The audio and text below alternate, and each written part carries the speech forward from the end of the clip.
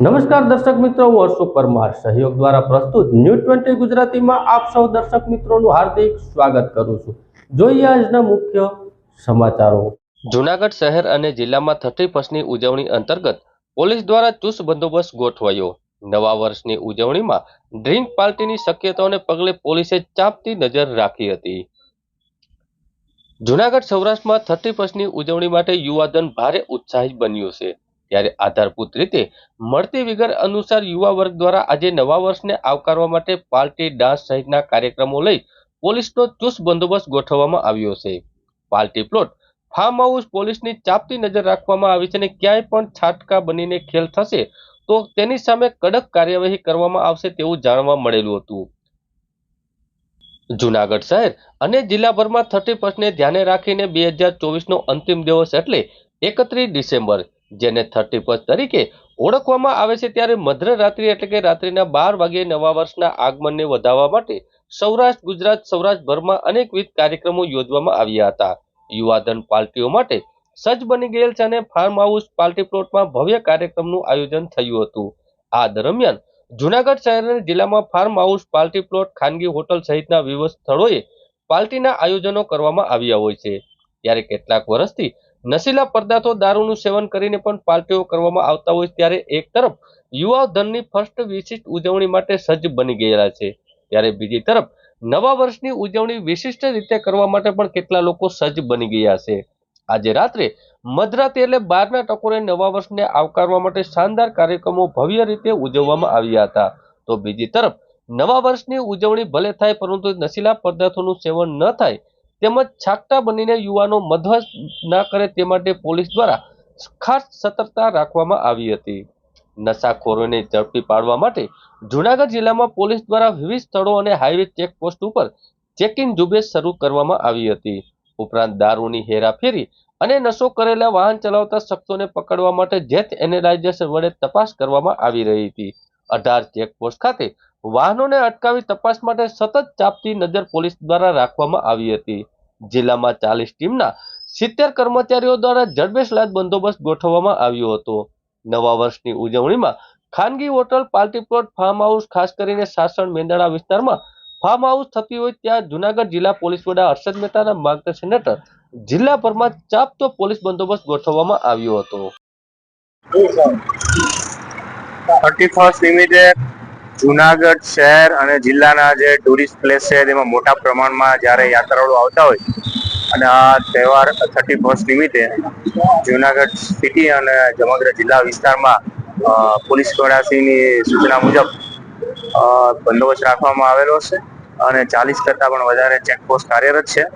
દરેક જગ્યાએ છે એ પોલીસ દ્વારા સઘન ચેકિંગ કરવામાં આવેલું છે। આ ઉપરાંત ફાર્મ હાઉસ કે અન્ય શંકાસ્પદ સ્થળોએ પણ પોલીસ દ્વારા છે એ જે પેટ્રોલિંગની ટીમ છે તેમના મારફતે આ કાર્યવાહી કરવામાં આવી રહેલ છે।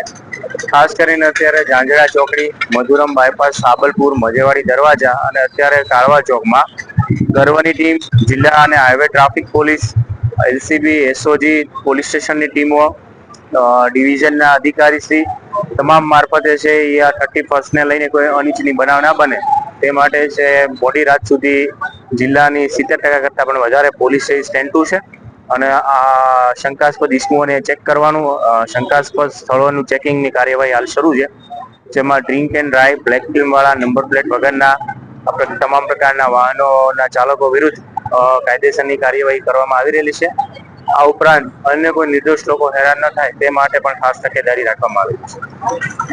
જૂનાગઢ દરિયાઈ જીવસૃષ્ટિ તથા મચ્છીમારના રોજગારને બચાવવા અને ખોરાકમાં પહોંચતા ઝેરને અટકાવવા જેતપુર ડાઇંગ અને પ્રિન્ટિંગ ઉદ્યોગ દ્વારા પોરબંદરના કિનારા સુધીની ડીપ સી ડિસ્પોઝલ માટેની પાઇપલાઇન પ્રોજેક્ટ રદ કરવા બાબતે રત્નાકર હોડી એસોસિએશન દ્વારા જૂનાગઢ કલેક્ટરને આવેદનપત્ર આપવામાં આવ્યું। જૂનાગઢ દરિયાઈ જીવસૃષ્ટિ તથા મચ્છીમારના રોજગારને બચાવવા અને ખોરાકમાં પહોંચતા ઝેરને અટકાવવા જેતપુર ડાઇંગ અને પ્રિન્ટિંગ ઉદ્યોગ દ્વારા પોરબંદરના કિનારા સુધી ડીપ સી ડિસ્પોઝલ માટેની પાઇપલાઇન પ્રોજેક્ટ રદ કરવા બાબતે રેકોર્ડના આધારે સમજ મળે તે માટે ગુજરાત હાઈકોર્ટ અને નેશનલ ગ્રીન ડિસ્ટ્રીબ્યુટરના ફેક્ટરી વિરુદ્ધ ભાદર નદી તેમજ અમદાવાદ ખાતેથી સાબર નદીમાં કેમિકલ યુક્ત ફેક્ટરીના પાણી નાખવા બંધ કરવા માટે ઓર્ડર કરવામાં આવ્યો હોય છે। તમામ કંપનીઓ ગુનેગાર સાબિત થાય અને તે છતાં કંપનીઓ કેમિકલ ફેક્ટરી દ્વારા પોપર ટ્રીપ કરવામાં આદેશના બદલે સરકાર દ્વારા સીધા 2275 કરોડ રૂપિયા ફાળવણી chemical waste national green distributor દ્વારા મનાઈ કરવામાં આવેલ છે. ગંદા પાણી અને ગુજરાતના દરિયા નાખવાની પરવાનગી આપી છે અને પ્રોજેક્ટની જવાબદારી પર સરકાર દ્વારા ગુનેગાર સાબિત થયેલ છે ત્યારે કંપનીઓને માથે સોંપી, જેનો અર્થ થાય છે કે આ સરકાર દ્વારા જનતાના રૂપિયા ફક્ત અમુક લાભાર્થીઓ માટે અનેક જીવ લેવાય છે. સાગર ખેડૂતો, અસંખ્ય દરિયાઈ જીવ પ્રજાતિ, ભાદર નદી તેમજ સંલગ્ન નદીઓનો સમાવેશ થાય છે.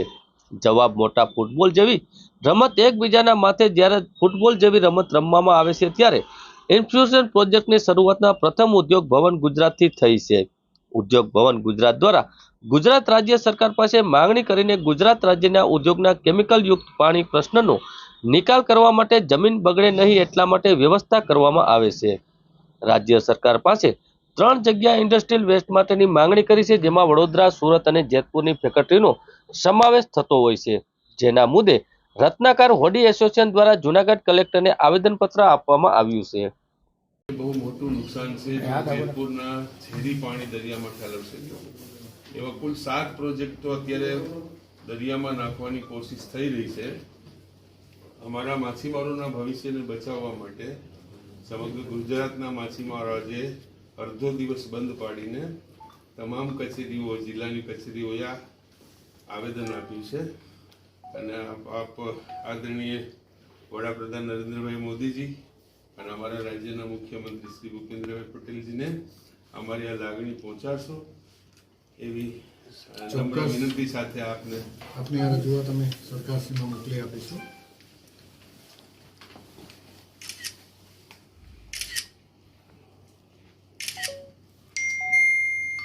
સાડા 3 લાખ માછીમારોનો છે રોજગાર છે આનો. જેતપુર સાડી ઉદ્યોગનું અને પ્રિન્ટિંગ ત્યાંનું છે, સાડીના પ્રિન્ટિંગ ઉદ્યોગનું જે ઝેરી પાણી છે એ સહિત બીજા 7 પ્રોજેક્ટો ગુજરાતના દરિયામાં સરકારશ્રી દ્વારા ઉદ્યોગપતિઓને ફાયદો થાય એવી રીતે ઝેરી કચરો દરિયામાં ઠાલવવાની યોજના છે. અમારા માછીમારો, ગુજરાતના માછીમારો લગભગ 3.5 લાખ લોકો દરિયા સાથે સીધી રોજગારી મેળવે છે અને લગભગ દુનિયાના 100 કરોડ લોકોને ગુજરાતના દરિયામાંથી આપણે કુદરતી મરીન ફૂડ પહોંચાડીએ છીએ. અને 3.5 લાખ લોકોનો જે રોજગાર છે એ આના ઉપર નિર્ભર છે. દરિયાઈ મરીન પ્રોડક્ટને નિરોગી રાખવા માટે, ઝેરથી બચાવવા માટે, રોજગારીને ટકાવી રાખવા માટે જે શિક્ષિત, અશિક્ષિત લોકો છે, ઓછા ભણેલા લોકો છે, એવા લોકો દરિયામાં ફિશિંગ કરે છે. એ બધાના રોજગારને ટકાવી રાખવા માટે, ફૂડને જાળવી રાખવા માટે અમે સરકારને વિનંતી કરી છે આજે કે જે પ્રોજેક્ટો ઝેરી કચરો લઈને દરિયામાં નાખવાના છે એને રદ કરવામાં આવે અને કોઈ બીજી દુનિયાની આધુનિક પદ્ધતિથી એને ફિલ્ટર કરીને જમીન ઉપર જ એને નિરાકરણ કરવામાં આવે. દરિયામાં કચરો નાખવાથી માછલીને વિશ્વના લોકો ખાય છે. જો આ વસ્તુ બહાર જાય, આ સમાચાર પણ બહાર જાય તો ગુજરાતની કે ભારતની માછલીનું જે એક્સપોર્ટ છે એ પણ અટકી જાય અને સરકારને પણ આની બહુ મોટી નુકસાની થાય. એની સાથે સાથે કરોડો લોકોનો રોજગાર જોખમાઈ જાય. એટલા માટે મારી અમારા સમાજના, ગુજરાતના માછીમાર સમાજ વતી એક નમ્ર વિનંતી છે સરકારને કે આ પ્રોજેક્ટો રદ કરવામાં આવે. જો સરકાર આ પ્રોજેક્ટો રદ નહીં કરે તો માછીમારોને બચાવવા માટે, એની રોજગારીને બચાવવા માટે, એના ભવિષ્યને બચાવવા માટે, દરિયામાં ઝેર ઠલવાતું રોકવા માટે માછીમારોએ ના છૂટકે ગાંધી ચિંધ્યા માર્ગે લીગલ પગલાં પણ લેવા પડશે. જૂનાગઢ શહેરમાં આવેલું પ્રજ્ઞાચક્ષુ ચેરિટેબલ ટ્રસ્ટ અને સત્યમ સેવા યુવક મંડળ દ્વારા પ્રજ્ઞાચક્ષુ બહેનો માટે ગરબા, હરીફાઈ, સાડી, લોકગીત, વક્તૃત્વ સ્પર્ધા, જનરલ નોલેજ વગેરે સ્પર્ધાના કાર્યક્રમનું આયોજન કરવામાં આવ્યું.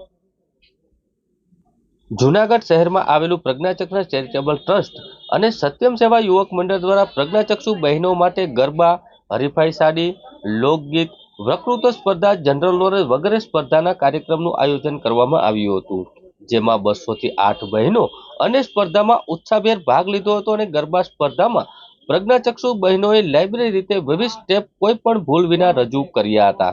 સાડી સ્પર્ધામાં બહેનોએ રંગબેરંગી સાડીઓ પરિધાન કરીને સ્ટેજ ઉપર ઉપસ્થિત થઈ હતી. આ કાર્યક્રમનું ઉદ્ઘાટન શ્રીમતી પ્રવીણાબેન ચોકસી, જવાહરભાઈ ચાવડા, હર્ષુભાઈ રાદડિયા, મનસુખભાઈ પોપટ, ભરતભાઈ નંદાણીયા, મેહુલભાઈ દવે, ડોક્ટર બકુલ બુચ વગેરેના હસ્તે કાર્યક્રમ ખુલ્લો મૂકવામાં આવ્યો હતો. આ કાર્યક્રમના મુખ્ય મહેમાન તરીકે વિજયાબેન લોઢિયા, જ્યોતિબેન કસવાલા, અમુબાબેન ગઢવી, સુશીલાબેન શાહ, ચેતનાબેન પંડ્યા, પુષ્પાબેન પરમાર, ચેતનાબેન મિસવાણી, જયશ્રીબેન વેકરિયા, શારદાબેન લાઠિયા, રશ્મિબેન વિઠલાણી, નિશાબેન પાનેરા, મીનાબેન સુકડિયા, ગિરીશભાઈ મચરુ વગેરે ખાસ ઉપસ્થિત રહ્યા હતા. નમસ્કાર, મારું નામ મિત્તલ કાતરિયા, રાજકોટથી આવું છું. શ્રી પ્રજ્ઞાચક્ષુ ચેરિટેબલ ટ્રસ્ટ કન્યા છાત્રાલય જુનાગઢ આયોજિત વક્તૃત્વ સ્પર્ધામાં મેં પ્રજ્ઞાચક્ષુને ઉપયોગી વિશિષ્ટ સાધનો એ ઉપર મારું સ્પીચ આપી હતી અને હું તૃતીય ક્રમાંકે ઉત્તીર્ણ થઈ છું. એની મને ખૂબ જ આનંદ છે, કારણ કે ઘણી બધી કોમ્પિટિશન, ઘણા બધા સ્પર્ધકો હતા, તેમાં મને 3 મિનિટ સુધી બોલવાનો તક મળી હતી અને મેં મારા વિચારો રજૂ કર્યા. તેમાં હું તૃતીય ક્રમાંક પ્રાપ્ત કર્યો, તે બદલ હું આ સંસ્થાનો પણ આભાર માનું છું. ત્રીજો,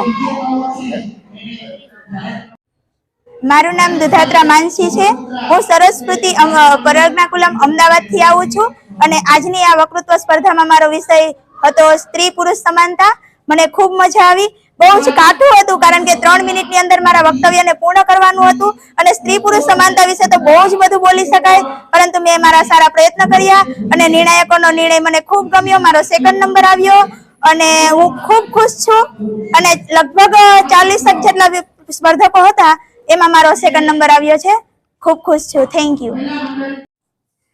મારું નામ ધરતી વાડોદરિયા છે. હું શ્રી વીડી પારેખ રાજકોટથી અભ્યાસ કરીથી આવી છું અને ગોંડલથી આવું છું અને મારો અહીંયાનો બહુ જ સારો અનુભવ રહ્યો. પહેલી જ વાર હું આ કોમ્પિટિશનમાં ભાગ લેવા આવી અને ખૂબ સારો માહોલ રહ્યો અને ખૂબ મજા પણ આવી, ઘણું શીખવા મળ્યું. અને મારો વિષય હતો 40 અમે વક્તૃત્વ સ્પર્ધકો હતા, એમાંથી સુખી જીવનની જડીબુટી મારો વિષય હતો અને મારો 1મ નંબર આવ્યો અને હું ખૂબ જ ખુશ છું. Thank you. સોનાના દાગીનાની ઘરફોડ ચોરી કરનાર મુખ્ય આરોપીને ટેકનિકલ સોર્સની મદદથી ઉત્તર પ્રદેશ રાજ્યના મથુરા મુકામેથી પકડી પાડી અને ગુનામાં સંડોવાયેલા અન્ય 2 આરોપીને પકડી પાડી અનડિટેક્ટ ગુનાઓ ડિટેક્ટ કરતી Junagadh B division police. Junagadh B division police સ્ટેશનના પોલીસ ઇન્સ્પેક્ટર પીસી સરવૈયા સાહેબની રાહબરી હેઠળ પોલીસ સ્ટાફના માણસો આવા મિલકત સંબંધી બનતા ગુનાઓને શોધી કાઢવા માટે સતત પ્રયત્નશીલ હોય છે. તે દરમિયાન રોહિતકુમાર મહેશભાઈ જુનાગઢના રહેવાસી હોય તેના મકાનમાંથી અજાણ્યા ચોર ઈસમોએ ફરી પરિવારના સભ્યોથી જાણ બહાર કોઈ અજાણ્યા ચોર ઈસમોએ પ્રવેશ કરી સોનાના દાગીના 7 લાખ રૂપિયા અને 30,000 રોકડા મળી કુલ 7,30,000 મતાની ચોરી કરી ગુનો ફરિયાદ દાખલ કરવામાં આવી. આ ગુનામાં સંડોવાયેલા આરોપી હ્યુમન સોર્સ અને ટેકનિકલ સર્વેક્ષણના આધારે તપાસ હાથ ધરી હતી અને ગુનામાં સંડોવાયેલા મુખ્ય આરોપી મિહિર ઉર્ફે મોહિત રાકેશ હરવાણી જુનાગઢ વાળો ઉત્તર પ્રદેશ રાજ્યના મથુરા મુકામે હોવાનું જણાઈ આવતા પોલીસના સ્ટાફ પૈકી એક ટીમને ઉત્તર પ્રદેશ રાજ્યમાં રવાના કરી મુખ્ય આરોપીને ઉત્તર પ્રદેશ રાજ્યના મથુરા મુકામેથી પકડી પાડી લાવી અને ઘરફોડ ચોરીના ગુનામાં ચોરી થઈ ગયેલા સોનાના દાગીનાનું મુખ્ય આરોપી પાસેથી મેળવી મુખ્ય આરોપીને આર્થિક મદદ આપનાર અને 2 આરોપીઓની પણ ગુનામાં પકડપાડ કરવામાં આવી છે. ઘરફોડી ચૂનાના ગુનામાં ચોરી કરનાર સોનાના દાગીના પૈકી સોનાની 5 તોલાની બંગડી, બ્રેસલેટ એમ કિંમત 2,50,710 મતાનો મુદ્દામાલ રિકવર કરી અનડિટેક્ટ ગુનો ડિટેક્ટ કરી આગળની તપાસ હાથ ધરવામાં આવી છે. ત્યારે આરોપીનું કોર્ટમાં હાજર કરતા મુદતની અંદર પોલીસ કસ્ટડીમાં રિમાન્ડ મેળવી આગળની કાયદેસરની કાર્યવાહી હાથ ધરવામાં આવી છે. વંદે માતરમ હમણાં છેલ્લા ઘણા સમયથી ખેડૂતોને ભ્રમિત કરવા માટે, વિસાવદર વિધાનસભાની જનતાને ભ્રમિત કરવા માટે અને પોતે ખેડૂતોના મસીહા છે એવું જનતાને બતાવવા માટે અમારા પૂર્વ ધારાસભ્ય માન્ય શ્રી હર્ષદભાઈ રીબડિયા હિન્દી ચીની ભાઈ જેવી પરિસ્થિતિમાં પોલિટિકલ પાર્ટીના ઇકોઝોનની આડમાં કાર્યક્રમોમાં હાજરી આપે છે, સરકારની વિરુદ્ધમાં પ્રહારો કરે છે અને પોતે ખેડૂતોના હામી છે, ખેડૂતોના મસીહા છે એવું પોતે સાબિત કરવા માંગે છે. પરંતુ હર્ષદભાઈ રીબડિયાને હું પૂછવા માંગુ છું કે મોટાભાઈ, આપે જે વિસાવદર વિધાનસભાની જનતાને છેલ્લા એકાદ વર્ષથી પણ વધુ સમયથી બાનમાં લીધી છે, હાઈકોર્ટની અંદર પિટિશન કરી અને ચૂંટણીની પ્રક્રિયામાં રોડા ઊભા કરેલ છે અને કાયદાકીય ગૂંચવાડા ઊભા કરી અને નાની એવી બાબતને મોટું સ્વરૂપ આપી અને જનતાને જે અન્યાય કર્યો છે, વિસાવદરની વિધાનસભાના